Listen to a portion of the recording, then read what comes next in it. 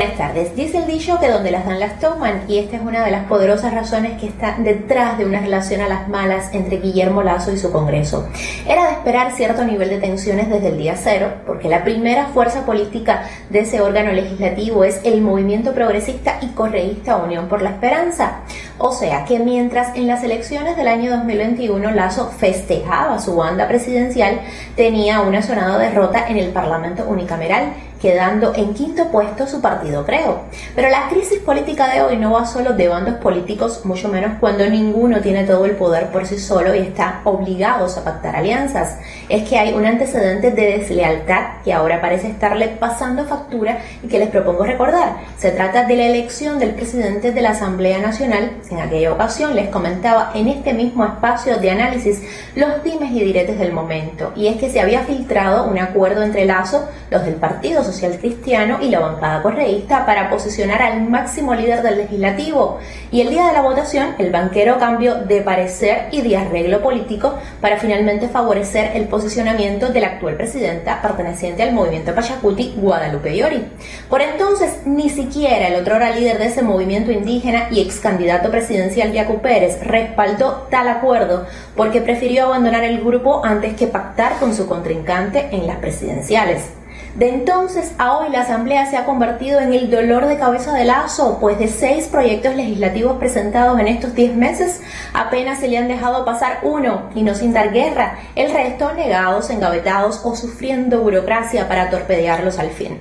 Presentar a la Asamblea como la perversa es de lo que echa manos ahora el presidente, cuando el quid de la cuestión está en el contenido y pertinencia de sus proyectos. Evidentemente la negativa que más le ha dolido al mandatario ha sido la que le dieron a su ley de atracción de inversiones, su niña linda para supuestamente sacar al país de la crisis económica, pero que es vista por la oposición como una carta blanca a la privatización, porque en todo su articulado llueven prebendas para el sector privado y mangos bajitos, como se dice, para el empresariado extranjero.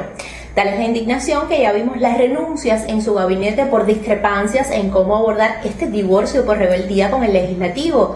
Los funcionarios que dimitieron le pedían a Lasso la muerte cruzada, un recurso constitucional extremo que pedía en últimas hasta perjudicarlo a él, porque implica nuevas elecciones y su situación con las masas va de mal en peor. Lasso dejó esta carta guardada, que por demás ha resonado demasiado en su incipiente gestión, en ambas direcciones de amenaza, de él para la Asamblea y de la Asamblea para él, de ahí su sobrenombre de muerte cruzada, porque ambos tienen ese poder sobre su contrario. Lo cierto es que el presidente ha optado por poner sobre el tapete el recurso de una consulta popular que luce muy democrático, pero acto seguido ha sido más sincero y su aspiración es gobernar a golpe de decreto, desconociendo a la Asamblea. Y de paso se ha dado a la tarea de sacar los trapos sin lavar y comenzar a hablar de asambleístas que le han pedido dinero a cambio de votar sus proyectos, muchos de ellos de Pachacuti, con quien hasta ayer hacía alianzas y lucían tan amigos. Además de que uno se pregunta por qué los denuncia ahora, solo porque le dijeron que no a su ley. Definitivamente la tradición se lleva de moda en el Ecuador de los últimos años, no era un patrimonio exclusivo del cambiacasacas de Lenín Moreno. Y del compromiso de Guillermo Lasso con los votantes, pues ni hablar. Todavía está fresco en la memoria su veto parcial a la ley de despenalización del aborto por la causal de violación, una noticia que les regaló a las mujeres nada más y nada menos que el mismísimo 8 de marzo pasado, de la mano de la orden de represión para las inconformes manifestantes de pañuelo verde.